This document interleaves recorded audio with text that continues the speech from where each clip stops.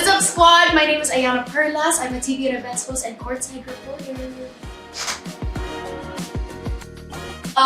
So I am a TV and events host and courtside reporter. I think I've been working with realme since 2022. Yes, 2022. Oh my gosh, so it has been 3 years! Sana all, diba, guys? My experience working with realme, I tell this to everyone, like, walang bias, guys. I know that there are realme, everyone here is Patty, Nikki, they're all here, Aya. But then every time I talk about working with realme, it's like a sense of family talaga. The way they take care of the talents, the way they take care of you. Grabe, iba talaga yung level. As in, I promise, like, I have no bias again, just because I'm doing this. But I will always vouch for realme's service and realme's care and love. And my favorite, my fondest memory with realme is every memory. Every memory! Sino ka dyan? No, but kidding aside, feel ko the first time I've ever traveled around the Philippines was with realme for the Realme Fan Fest 2023. I went to Pampanga, went to Cebu, and I went to Davao. So, such a marvelous experience with realme. Thank you for giving me that opportunity. Yes. Well, I am not really an artist, but I frustrated artist. But then I'm so happy that I get to host for many artists, especially local artists. Kasi syempre, grabe talaga yung talent and we never really know what's happening behind the scenes when it comes to these artists. But my love for music, I think ever since I was a kid, I've always been watching Hannah Montana High School Musical and the like. And that really made me, I think, just love music in general and made me who I am as a person. So, yes, I've always loved what I'm doing. I've always loved it. But I feel like siguro, of course, in my 8 to 9 years of hosting and reporting, parang of course we're gonna experience burnout. But I never let burnout get to me because I feel like what matters is where you return, you know, you center yourself, realign with yourself, and remember why you started in the first place. Kaya, hashtag no to burnout.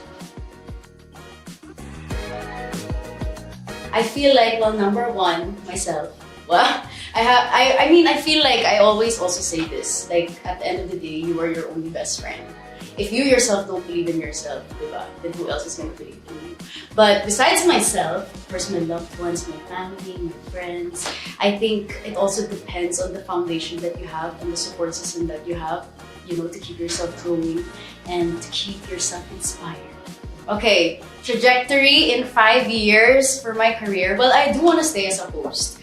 I do believe naman that I am able or I've been able to hone my skills as a host with the 9 years of me hosting. So, sana by that time I'd be better.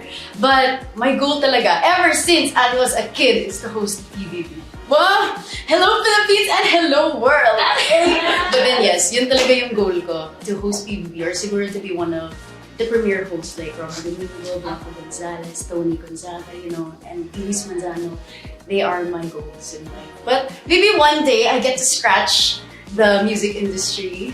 Wow, yun din yung goal ko, guys. Biggest frustration ko maging pop star. Like as in, magiging ano na ako, cat's eye. Yes, I believe music has the power to change lives because it tackles every emotion. Like, kahit na you don't understand the lyrics, you feel it na. Like the Korean, English, Tagalog, etc.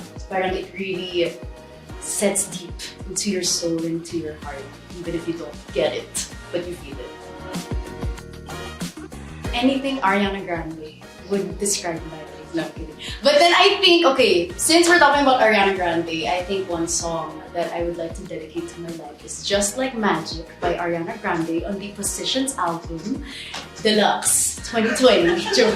But then of course, Just Like Magic kasi, it's about manifesting, believing in yourself, and not only manifesting, but also trusting the process of God. Meron line dun, save some pen and write some love letters to heaven. Yes! Sing it. Ay! Ayoko! Hindi pa ako ready. I'm not ready for that. Okay, sige. 1, 2. Save some pen and light some love letters to heaven. Hey, just like magic. Just like magic.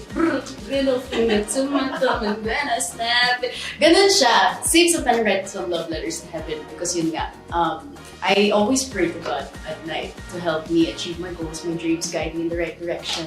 And syempre, with my own doing, with my own manifestations and my own actions, I'm able to do what I can and do what I want to do in life. Yes!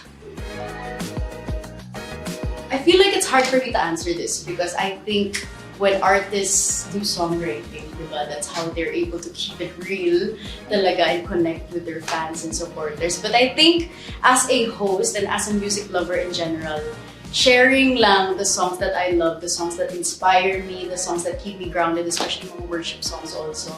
Parang that's how I'm able to keep it real with my emotions and show people na, okay, kung malungkot ako, eh, decide song yung kikinggan ko, diba? Exactly.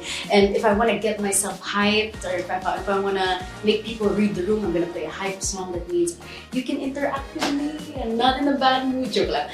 But if I want to be in a good mood, I think that's how it is, you know, playing music around me to keep it real.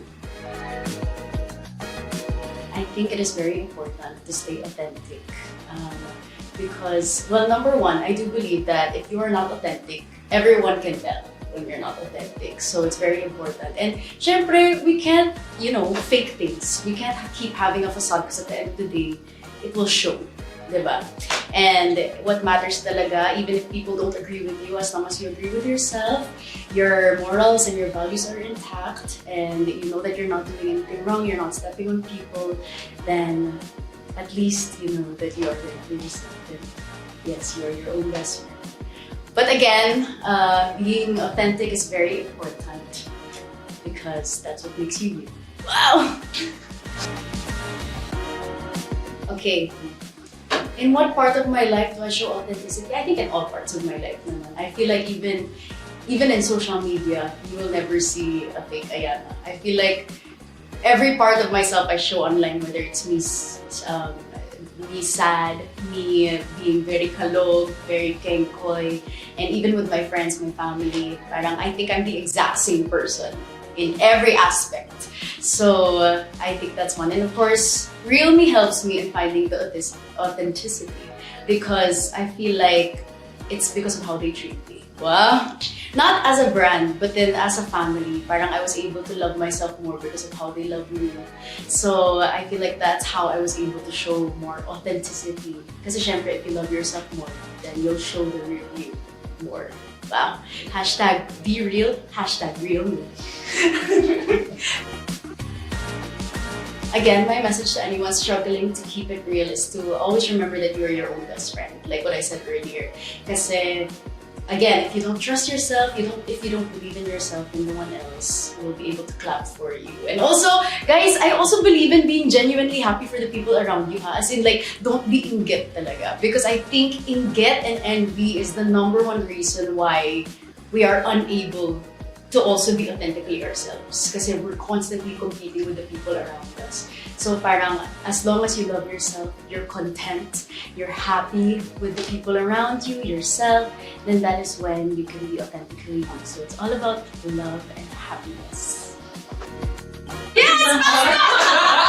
Lights off! Happiness! Personal playlist.